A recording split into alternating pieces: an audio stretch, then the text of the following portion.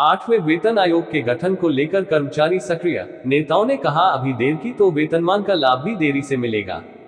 मनोज तिवारी, भोपाल। 19 घंटे पहले देश के साथ ही मध्य प्रदेश के 7.50 लाख कर्मचारियों को भी 8वें वेतन आयोग के गठन का इंतजार है।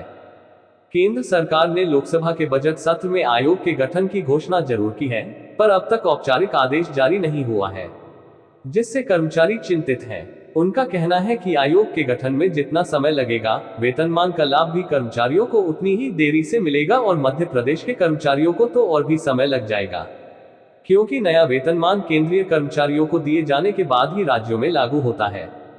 केंद्र सरकार देश भर के कर्मचारियों के लिए महंगाई के अनुपात में प्रत्येक 10 वर्ष में नया वेतनमान लागू करती है। इसके लिए एक आयोग का गठन किया जाता है, जो वर्तमान और अगले सालों में बढ़ने वाली महंगाई को ध्यान में रखकर वेतनमान का मसौदा तैयार करता है। इस काम में आयोग को 2 वर्ष या उससे भी अधिक समय लग जाता है। देश के कर्मचारियों को वर्तमान में 7वां वेतनमान दिया जा रहा है, जो 1 जनवरी 2016 को लागू हुआ था। इस हिसाब से 1 जनवरी 2026 को 8वां वेतनमान लागू होना है। यदि केंद्र सरकार अगस्त में ही आयोग का गठन कर देती है, तो आयोग को वेतनमान की गणना के लिए 1.5 वर्ष का ही समय मिलेगा। आयोग ने कुछ और समय ले लिया तो कर्मचारियों को 2026 में नया वेतनमान नहीं मिल पाएगा, जो शुद्ध रूप से कर्मचारियों का नुकसान होगा।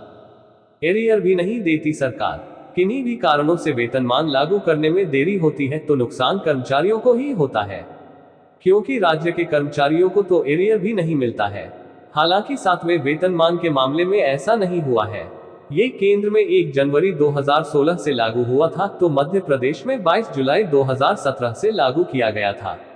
सामने विधानसभा चुनाव थे, इसलिए सरकार ने एरियर भी दिया था, पर यह हर बार होगा ऐसा नहीं है। वेतन वृद्धि का एक ही मौका। कर्मचारियों का मूल वेतन 10 साल में एक ही बार बढ़ता है, जब नया वेतनमान लागू होता है।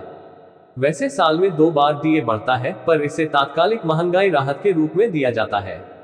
ये वेतनमान में वृद्धि नहीं मानी जाती है। वेतन में मर्ज हो जाएगा डीए। मध्य प्रदेश के कर्मचारियों को वर्तमान में 46% डीए मिल रहा है। केंद्रीय कर्मचारियों को जनवरी 2024 से दिया गया 4% डीए प्रदेश के कर्मचारियों को भी दे दिया जाता है, तो यहाँ भी डीए बढ़कर 50% हो जाएगा। जब डीए 50% हो जाता है तो उसे मूल वेतन में मर्ज कर दिया जाता है। बता दें कि केंद्रीय कर्मचारियों को जनवरी 2024 से 50% डीए दिया जा रहा है। आयोग का गठन जल्द हो। तृतीय वर्ग कर्मचारी संघ के प्रदेश सचिव उमाशंकर तिवारी का कहना है कि केंद्र सरकार को वेतन आयोग का गठन जल्द करना चाहिए, ताकि कर्मचारियों को समय से नया वेतनमान मिल जाए, क्योंकि मध्य प्रदेश में तो एरियर न देने की परंपरा रही है। वैसे भी आयोग को अपनी अनुशंसा देने में 2 से 2.5 साल लग जाते हैं, यानी पहले से ही देरी